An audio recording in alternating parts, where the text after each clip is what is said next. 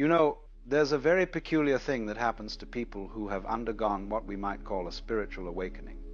They find that crowds, gatherings of people, what we would ordinarily think of as perfectly normal social situations, become extraordinarily difficult to navigate.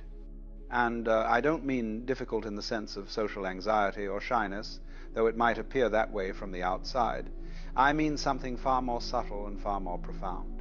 When you wake up, when you see through the game that most people are playing, when you recognize that the emperor has no clothes, you begin to experience crowds in an entirely different way.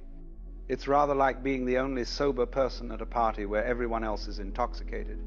You can see what's happening with a clarity that's almost painful, while everyone around you is completely absorbed in the drama, completely identified with the performance. Let me describe what this actually feels like, because it's quite remarkable. When a spiritually awake person enters a crowd, the first thing they notice is the noise. And I don't mean just the physical noise, though that's certainly part of it. I mean the psychological noise, the energetic noise, the noise of 1,000 different egos, all clamoring for attention, all trying to assert themselves, all desperately attempting to be seen, to be heard, to matter. It's like walking into a room full of radios, each tuned to a different station, all playing at maximum volume, and the awake person can hear all of it simultaneously. They can feel the anxiety radiating from one corner, the anger pulsing from another, the desperate need for validation coming from someone nearby, the performance of superiority from someone else. It's overwhelming in a way that's very difficult to describe to someone who hasn't experienced it. You see, most people are so identified with their own internal noise that they don't notice the noise of others. They're so busy with their own thoughts, their own concerns, their own little drama, that they're essentially insulated from the collective cacophony. But the person who has awakened has in a sense dropped their own noise, or at least learned not to identify with it, and so they become extraordinarily sensitive to the noise of others. It's rather like what happens when you stop talking yourself. Suddenly you can hear what everyone else is saying. And when you're in a crowd, what you hear is not particularly pleasant. You hear fear masquerading as confidence.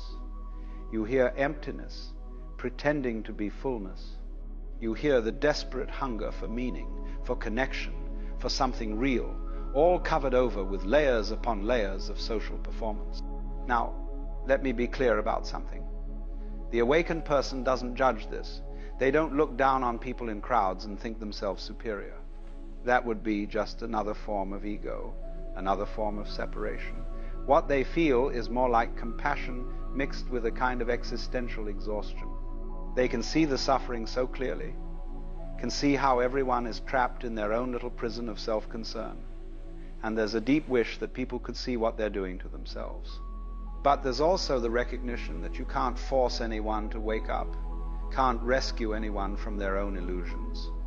Another thing that happens in crowds is what I might call energetic invasion. You see, most people have very poor energetic boundaries. They're constantly leaking energy and simultaneously trying to take energy from others. This is what most social interaction actually is, though people don't realize it. It's an unconscious exchange, or more accurately, a battle for energy. People try to make themselves feel more substantial, more real, more alive, by drawing attention, by dominating conversations, by making others laugh, by impressing others with their accomplishments. The awakened person can feel all of this happening, can sense the constant pull and push of energy, the grasping and the defending, the inflating and the deflating. And because they're not playing this game anymore, because they're not trying to get energy from others, they often become a target. People unconsciously sense that here is someone who has energy to spare, someone who isn't defending themselves in the usual way, and they gravitate toward them, trying to draw from that well. This is exhausting. Imagine being a source of water in a desert. Everyone who's thirsty will come to you, will want something from you, and you cannot serve everyone without depleting yourself. And so the awakened person often needs to withdraw, needs to protect their energy, not out of selfishness, but out of simple self-preservation. There's also the matter of authenticity, or rather, the lack of it.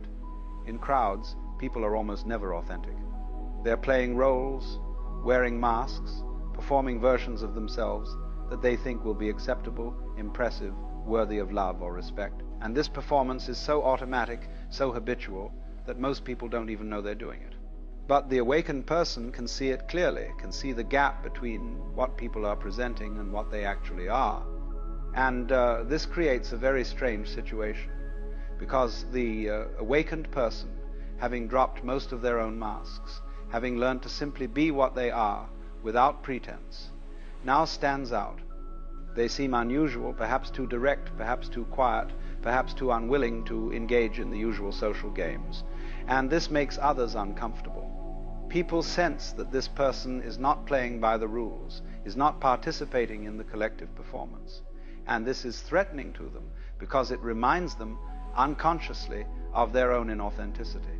So the awakened person often finds themselves isolated within the crowd, present but not truly participating, observing but not deeply engaging.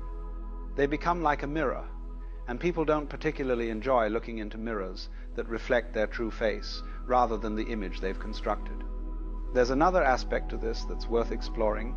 In crowds, there's a kind of collective consciousness, a group mind that forms. People start to think and feel in unison, influenced by the mood of the group, the expectations of the gathering, the unspoken rules of the situation. This is why crowds can become mobs so easily. The individual consciousness gets submerged in the collective, and people do things in groups that they would never do alone. But the awakened person doesn't merge with the collective in this way. They maintain their individual awareness even within the group. They can observe the formation of the group mind without being absorbed by it. And this, again, creates a sense of separation, of being alone even in the midst of many people. They're like someone watching a film while everyone else is inside the film, completely identified with the story.